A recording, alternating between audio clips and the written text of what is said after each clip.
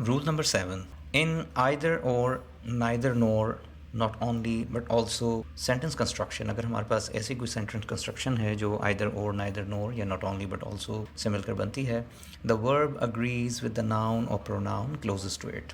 तो आइदर और, नाइदर नोर या नॉट ओनली बट ऑल्सो वो सेंटेंसेस होंगे जिसमें दो सब्जेक्ट्स होंगे, आइदर सब्जेक्ट वन और दूसरा सब्जेक्ट आ जाएगा और के बाद। सो इसका रूल ये है कि जो वर्ब के क्लोजेस्ट सब्जेक्ट होगा वो चाहे सिंगुलर हो या वो प्लूरल हो, so the closest subject will decide कि हमने कौन सा वर्ब लेना है। यहाँ कुछ एग्जांपल्स हैं, आपको क्लियर हो जाएगा। First sentence is either bears or lion. So first subject is plural bears and the second subject or के बाद जो है वो है लॉयन, और सेकंड सब्जेक्ट के क्लोजेस्ट ही हमारा वर्ब है जो कि हैज़ है, because lion is a singular subject, so has is the correct verb choice.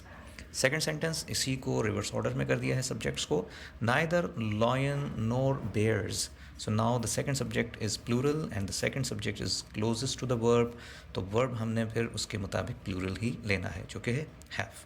Clear? Next sentence is not only the manager but also the workers work hard.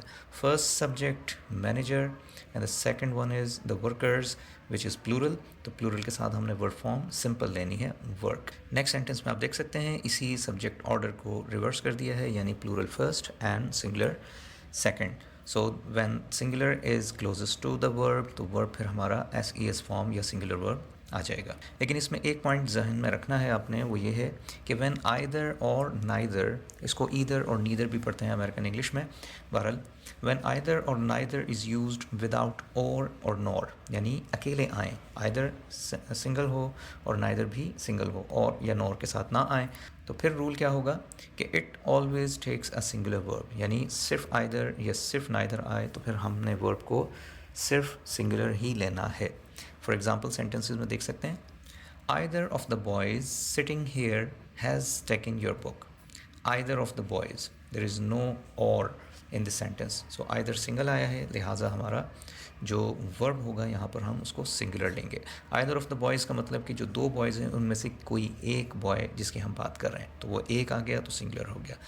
Second sentence is neither, ये उसी का negative है कि neither of the vehicles contains enough fuel.